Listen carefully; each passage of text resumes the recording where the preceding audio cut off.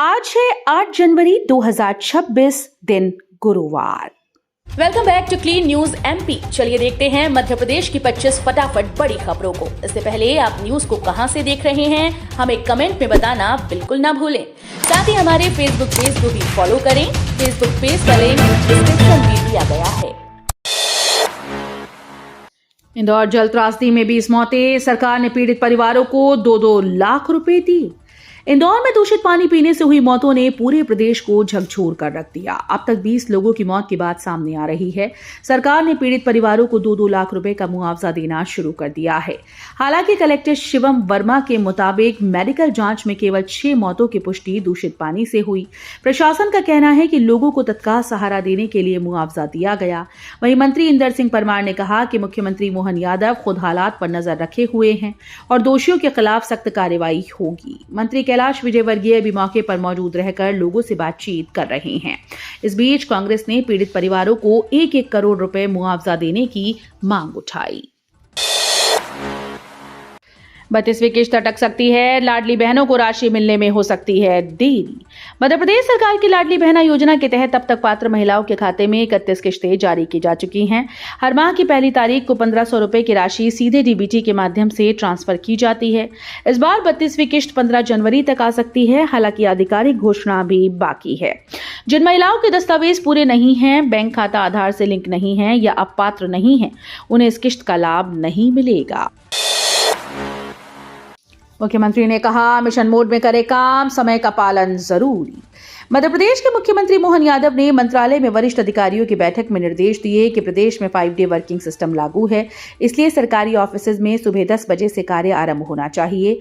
Covid काल से लागू इस व्यवस्था के तहत ऑफिस टाइमिंग पहले 10:30 से 5 बजे थी, अब 10 बजे से 6 बजे तक कर दी गई है। सीएम ने कहा कि विकास और जन कल्याणकारी योजनाओं की तेजी से क्रियान्वयन के लिए मिशन मोड में काम करना आवश्यक है। सतना का नया बस स्टैंड तैयार, लेकिन संचालन अभी तक शुरू नहीं हुआ। सतना में बाईपास पर नया अंतर्राज्यीय बस स्टैंड बनकर तैयार है। इसे 27 दिसंबर को मुख्यमंत्री डॉक्टर मोहन यादव ने उद्घाटन किया था। हालांकि उद्घाटन के 10 दिन बीत जाने के बावजूद अब तक बसेस का संचालन यहां से शुरू नहीं हो सका। वर्तमान में सभी बस सेवाएं सिमरिया चौराहे स्थित पुराने बस स्टैंड से ही संचालित हो रही हैं। यात्री और स्थानीय लोगों का कहना है कि जल्द ही संचालन शुरू होना चाहिए ताकि नए स्टैंड का उद्देश्य पूरा हो और यात्रा सुगम हो। एमपी नर्सिंग भर्ती में बड़ा बदलाव, अब 286 पदों पर पुरुषों को भी मौका। मध्य प्रदेश के सरकारी नर्सिंग कॉलेजेस में होने वाली भर्ती को लेकर हाईकोर्ट ने बड़ा फैसला सुनाया। अब असिस्टेंट प्रोफेसर, एसोसिएट प्रोफेसर और ट्यूटर के 286 पदों पर पुरुष उम्मीदवार भी आवेदन कर पाएंगे।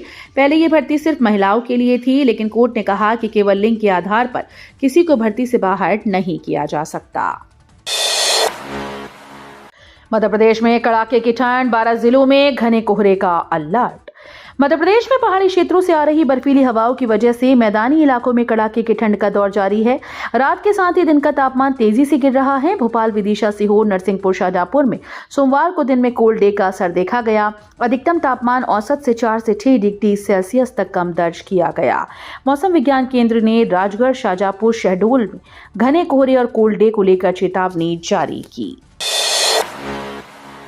बाघों की मौत के मामले के बीच वन विभाग में 28 आईएफएस अधिकारियों का ट्रांसफर।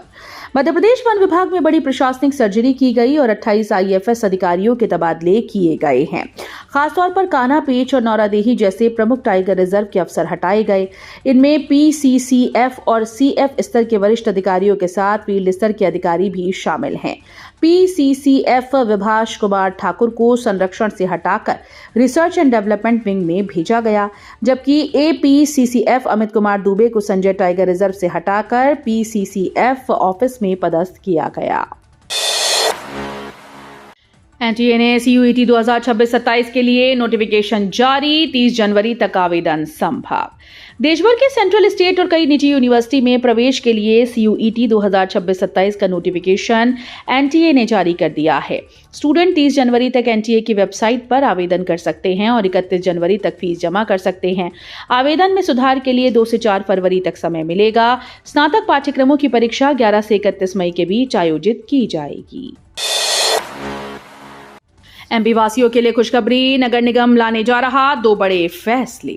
मध्य प्रदेश के लोगों के लिए अच्छी खबर है। भोपाल नगर निगम की परिषद बैठक में 13 जनवरी को 2 बड़े प्रस्ताव रखे जाएंगे, जिनसे लाखों लोगों को राहत मिलेगी। इसके तहत 829 कॉलोनीज में अब तक पानी के बल्क कनेक्शन की जगह व्यक्तिगत कनेक्शन दिए जाएंगे, जिससे पानी की समस्या कम होगी।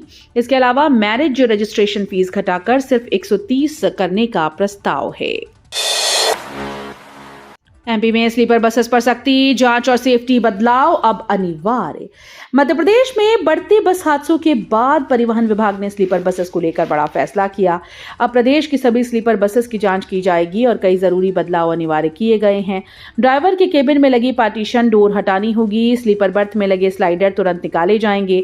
बसेस में कम से कम 10 किलो का फायर एक्सटिंग्विशर होना जरूरी है।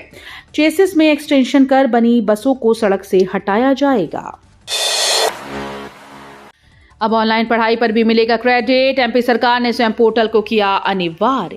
मध्य प्रदेश की उच्च शिक्षा व्यवस्था में बड़ा डिजिटल बदलाव किया जा रहा है। राज्य सरकार ने फैसला किया कि प्रदेश में संचालित सभी व्यावसायिक पाठ्यक्रमों को 15 जनवरी तक भारत सरकार के स्वयं यानी SWAYAM पोर्टल से जोड़ा जाएगा।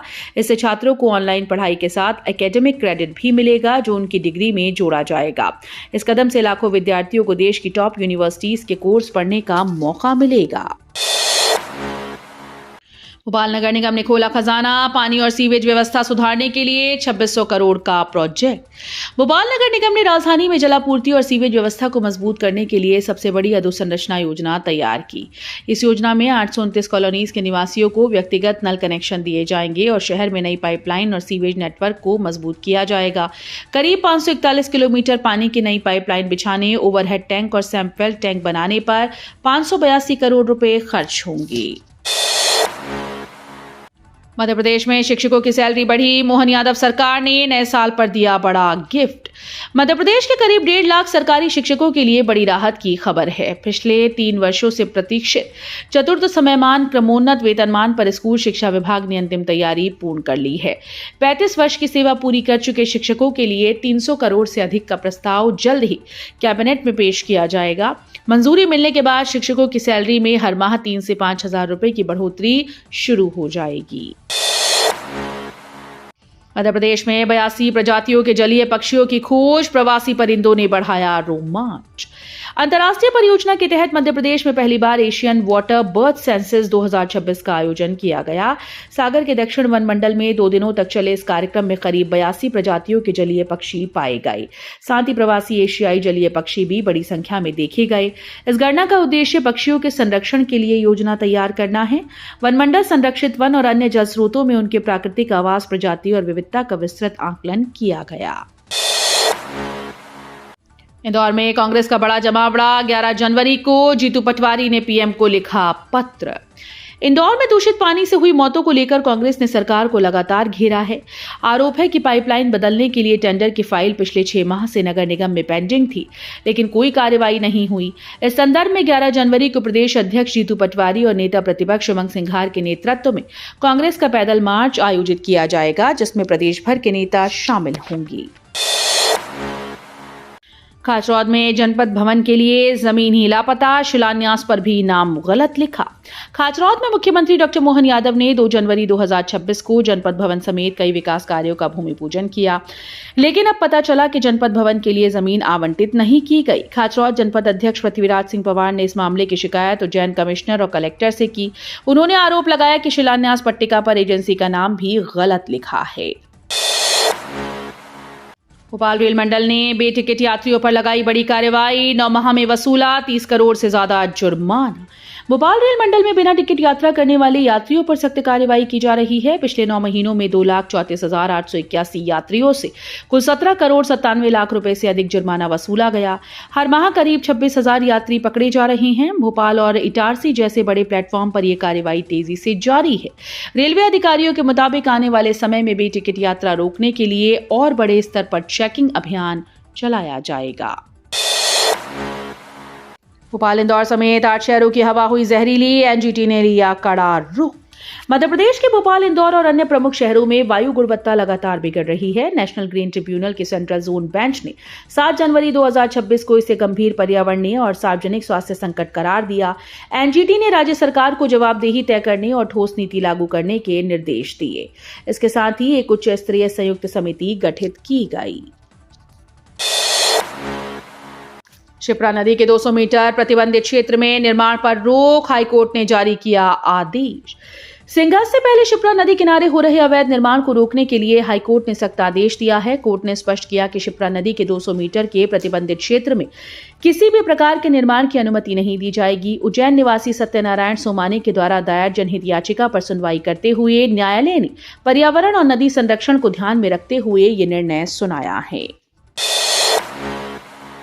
वंदे मातरम ट्रेन में प्लास्टिक बंद, अब बायोडिग्रेडेबल थालियों में मिलेगा खाना। मध्य प्रदेश और भोपाल रेल मंडल से गुजरने वाली वंदे मातरम जैसी आधुनिक ट्रेन में पर्यावरण और स्वास्थ्य को ध्यान में रखते हुए अब भोजन बायोडिग्रेडेबल थालियों में परोसा जाएगा। आईआरसीटीसी ने प्लास्टिक थालियों को हटाकर फल सब्जियों के छिलके, कागज और अन्य प्राकृतिक तत्वों से बनी थालियों का उपयोग करने का निर्णय लिया। इस पहल से प्लास्टिक से होने वाले स्वास्थ्य जोखिम जैसे कैंसर जैसी गंभीर बीमारियों का खतरा कम होगा। निर्मला भूरिया ने 25 महिलाओं को किया सम्मानित। महिला सशक्तिकरण को बताया विकसित भारत की कुंजी। महिला और बाल विकास मंत्री निर्मला भूरिया ने आईएचएम भोपाल में आयोजित कार्यक्रम ऊर्जस्विता 2026 में 25 महिला विभूतियों को सम्मानित किया। मंत्री ने कहा कि शिक्षा, नशा मुक्ति और महिला सशक्तिकरण के क्षेत्र में समाजसेवी संस्थाओं की भूमिका अत्यंत महत्वपूर्ण है। ऐसे प्रयास समाज को नई दिशा के साथ प्रदेश और देश के विकास में ठोस योगदान करते हैं। उन्होंने सभी प्रतिभागियों का स्वागत किया और सम्मानित महिलाओं को बधाई व शुभकामनाएं दी। सीएम मोहन यादव बोले, जीराम जी योजना से गांव को 125 दिन रोजगार और समग्र विकास मिलेगा। भोपाल में मुख्यमंत्री डॉक्टर मोहन यादव और भाजपा प्रदेश अध्यक्ष हेमंत खंडेलवाल ने जीराम जी बिल को लेकर पत्रकारों से चर्चा की। सीएम ने कहा कि इस बिल के तहत प्रधानमंत्री नरेंद्र मोदी के द्वारा दी गई बड़ी धनराशि ग्रामीण विकास में इस्तेमाल होगी। बिल के अनुसार ग्रामीणों को प्रतिवर्ष 125 दिन रोजगार की गारंटी मिलेगी। हेमंत खंडेलवाल ने बताया कि ये योजना गांव के समग्र विकास और ग्रामीणों के जीवन स्तर को सुधारने का महत्वपूर्ण कदम है। भोपाल नगर निगम के 12,000 से अधिक कर्मचारियों को मिलेगा 10 महीने का एरियर। भोपाल नगर निगम के 29 दिवसीय कर्मचारियों को अब 10 महीने का एरियर दिया जाएगा। निगम के वित्त विभाग ने सभी शाखा प्रभारी और 21 जोन के सहायक स्वास्थ्य अधिकारी सहित जोनल अधिकारियों को कर्मचारियों की जानकारी भेजने के निर्देश दिए।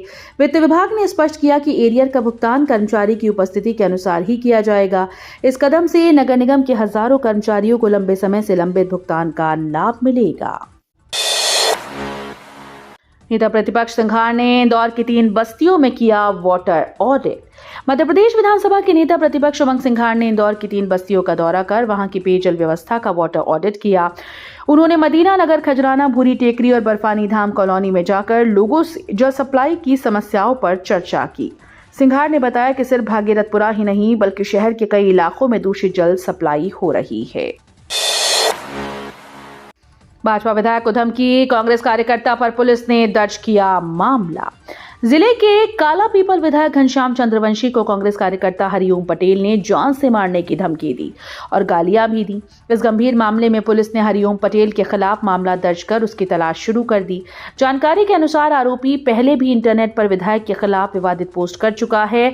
पुलिस पूरे मामले की गहनता से जांच कर रही है ताकि विधायक की सुरक्षा सुनिश्चित की जा सके। खंडवा के किल्लौद में फ्लोराइड युक्त पानी से बच्चों के दांत पीले, आंखों की रोशनी प्रभावित।